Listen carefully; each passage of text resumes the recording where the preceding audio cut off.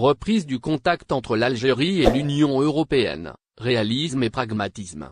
Plus de 4 mois après que leur conflit a été rendu public, l'Algérie et l'Union européenne semblent aujourd'hui s'orienter vers des consultations et des concertations à des niveaux politiques appréciables, pour trouver un terrain d'entente favorable aux intérêts des deux parties.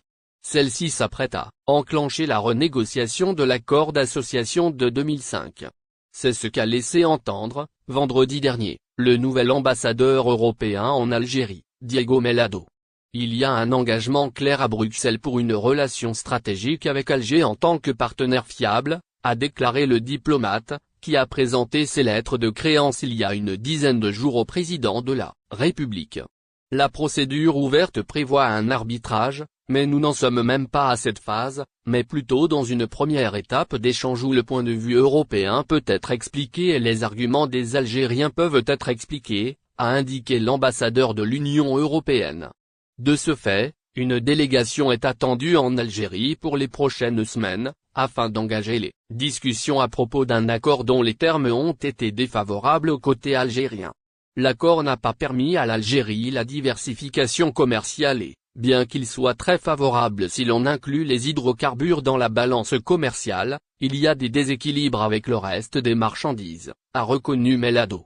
J'ai trouvé un président très intéressé par l'Union européenne, très conscient de l'importance de cette relation tant pour l'Algérie que pour l'Union européenne, avait déclaré le diplomate à l'issue de sa réception par Abdelmadjid Tebboune.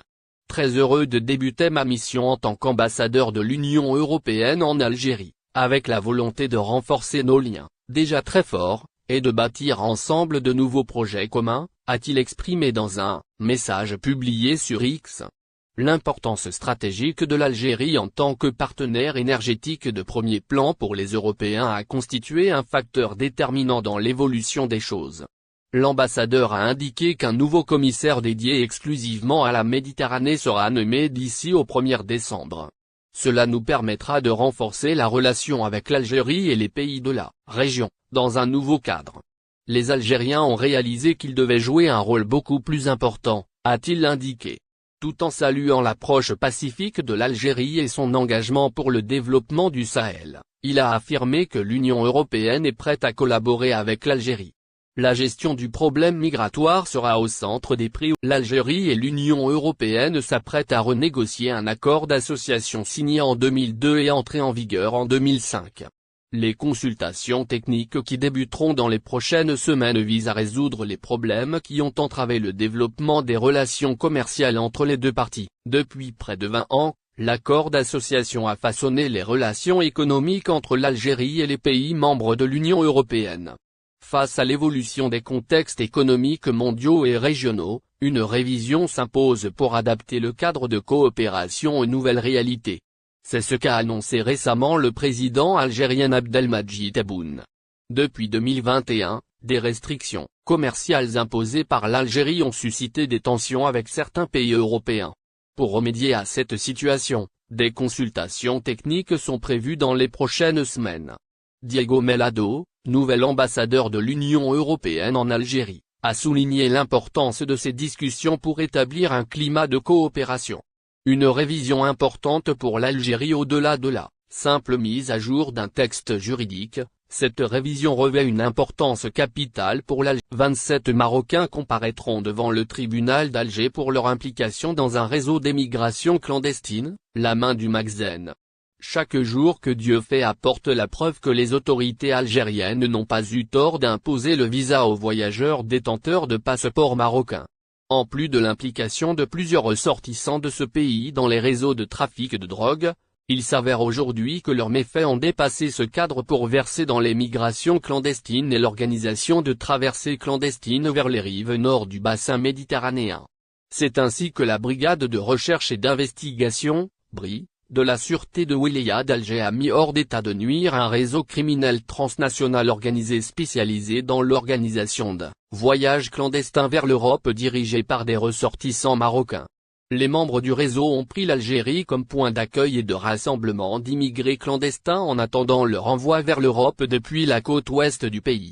Ce réseau criminel est dirigé par le principal, un ressortissant marocain résidant en Algérie, dénommé Arkik Hamid, alias Hadj Raïd.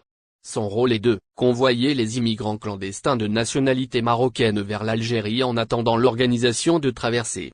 Ce dernier, installé en Algérie grâce à son mariage avec une compatriote, disposait de toute une logistique et toute une organisation qui lui permettait de négocier les montants des voyages et de prendre en charge tout le processus depuis le Maroc.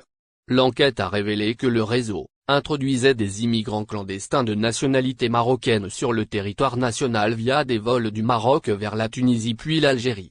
L'enquête déclenchée parallèlement par la police espagnole a permis de découvrir que ce réseau, pour brouiller les pistes et ne laisser aucun indice compromettant, utilisait les noms et les puces de téléphone de ses clients marocains. Les preuves réunies contre le cerveau de ce réseau, le dénommé Hadj Raïd et son acolyte Hadj Hamid, utilisaient parfois des puces téléphoniques d'un opérateur espagnol pour brouiller les pistes. Ces derniers, une fois des candidats à l'émigration clandestine, arrivés en Algérie, contactaient un certain Hachemi qui se chargeait de les installer dans des chambres d'un hôtel à Ayakid Lotfi à Oran. D'autres membres du réseau, dont des ressortissants marocains parmi lesquels l'Amdour Mohamed El Chenoui alias Euro, qui s'occupait également des menus détails pour garantir le succès aux opérations du réseau.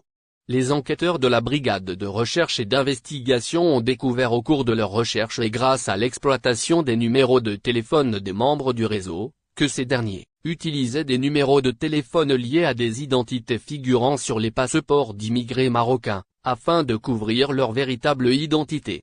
Mais ce stratagème a été vite éventé par les enquêteurs qui sont parvenus à définir l'identité du principal suspect, le ressortissant marocain nommé Hadj Rachid. Ce dernier utilisait, dans ses communications, souvent un numéro de téléphone étranger, pour dissiper les soupçons sur ses activités. Plusieurs autres complices furent ainsi identifiés et arrêtés.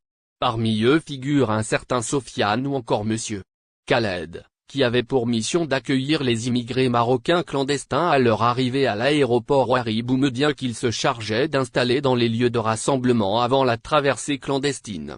Au total, ce sont 27 prévenus de nationalité marocaine et leurs acolytes des Algériens qui sont poursuivis dans cette affaire, dont le procès a été reporté par le tribunal d'Alger au 18 novembre car un des mis en cause, détenus, a préféré ne pas comparaître sans la présence. Depuis la fermeture de leurs frontières terrestres en 1994, les deux voisins maghrébins ont traversé de multiples crises diplomatiques, alimentées par des différends territoriaux, notamment autour de la question du Sahara occidental. La guerre des sables de 1963 et le soutien algérien au Front Polisario ont profondément enraciné la méfiance mutuelle.